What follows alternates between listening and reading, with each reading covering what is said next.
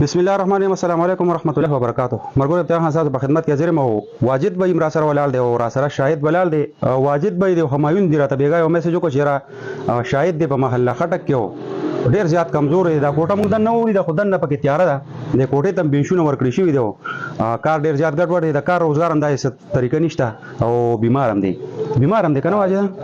بیمار دی. همایون ته ویلو چې بیمار هم دی او بل لا کمره را پرې وته واله ده. ها نو هغه کې یاره تاسو د سیر نصر سي امداد کو سمرا کو ما په ګروپ کې میسج مو کو وایي صاحب ولر ګروپ کې. ها خپل نمبر مو وایي. خپل نمبر وایي. د مرګور سره نمبر شیر کا. ها زما نمبر خو دی 0344 8003032 0344 83032.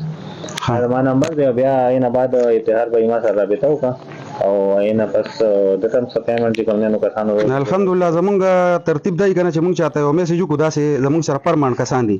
نو هغه کې یو ورور زمونږ هم ستاسو د دې علاقې سړی دی. نوم دا غن اخلم.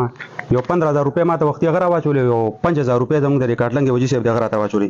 دا 2 3 4 5 6 7 8 9 10 11 12 13 14 15 16 17 18 دا 19 او دا 20 دا 20000 روپے دي.